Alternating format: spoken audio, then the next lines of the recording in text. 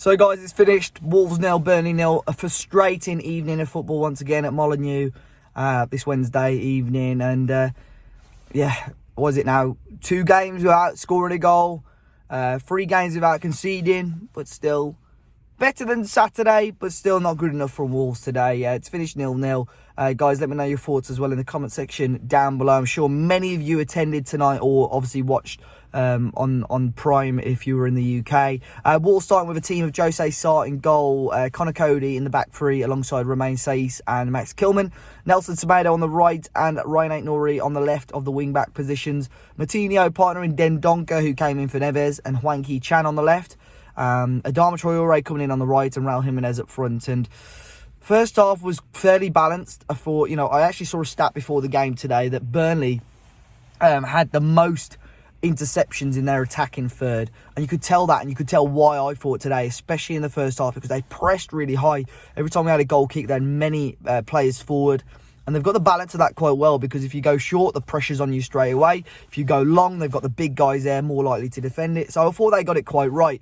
However, we restricted them very well, I thought, today overall for chances. I thought there were a couple of opportunities where I think Chris Wood had a free header which went wide, and again against the bigger side we could get punished. I think I said that against Norwich with some of the sloppy errors we made. I think Saiss got caught out a couple of times in particular in that first half, but overall we did okay.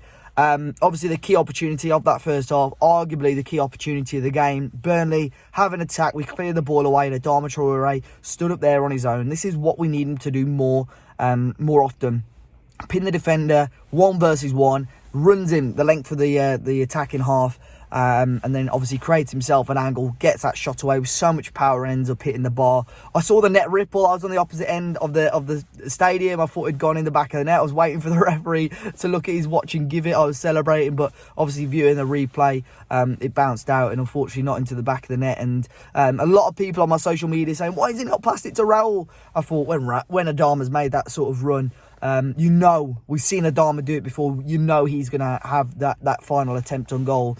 Looking at a replay, Jimenez was with him for a good couple of seconds, so he probably could have passed the ball, and arguably we could be having a different conversation now about how good of an assist it was. But yeah, to go at half-time 0-0, I was disappointed, and sort of the momentum just stayed with us. I thought the whole of the second half we defended really well again, but I think we had, off the top of my head, maybe 16 shots, 2 on target. That says it all. And we still, and this isn't just the fault of Bruno Lage, this is a fault that Nuno had as well. We still cannot figure out how to break down these teams that sit deep with 9 or 10 players behind the ball. We just cannot figure out what to do. And once again, that was an instance of that. I thought with how Burnley was structured and playing in the first half, if they went out and played like this in the second half, we could do them. But we came out of the blocks really well. Hwang had a fantastic opportunity, which I think was tipped wide. A great save by Nick Pope. But when we were running at Burnley, we had the space to run at them. We looked good, and you could tell the atmosphere at Molineux today was arguably in spells some of the best we'd seen this season, just because we knew we were on top. We knew with that extra push we could get the 3 points. Adama once again went on a fantastic run, but for me again, the wrong decision. That final ball was wrong, and that was the story of the evening. The final ball was not there. Hwang got himself into some good half spaces, but the touch wasn't there, and just frustrating overall. Look, positives for me is that we took control of the game. Negatives is obviously that we haven't put the ball in the back of the net. Look, we get to see so many people slating Connor Cody, slating Romain Saiss.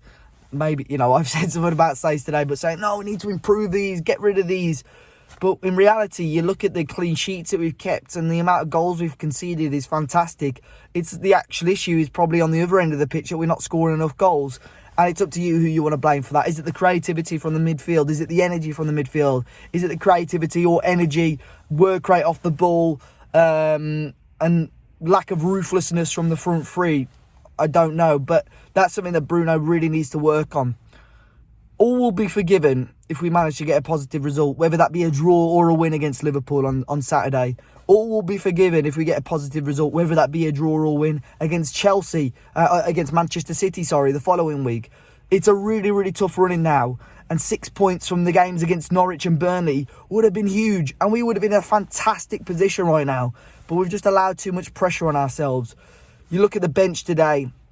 Bruno is crying out to the board. He's on his knees for Jeff Shee and co to put that hand in their pocket and get those deals to happen. We should now, as of today, as of last week, the week before, should be working on deals for the 1st of January or the first week of January to get these players into England, get these players into Wolverhampton and get them through the door and sign that contract. They should be working on that now. There should be no more of us waiting for deadline day. We need to be proactive ahead of January, and Bruno Lage has made that clear. 0-0, final result. Frustrating in some senses, okay in others. The last 2 games could have been a hell of a lot worse, but should have been a hell of a lot better as well. 2 points, probably 4 points dropped out of our last 2 games. In on paper, we should be beating these teams. But Burnley did what they needed to do, frustrated us. And yeah, at the end of the day, 0-0 draw. Guys, let me know your thoughts on the game today. Hit that like button down below. Subscribe to the channel if you're new. Enjoy the rest of your evening. And I'll catch you for the match day build-up and coverage for the Liverpool game. Until then, guys, I'll see you all soon.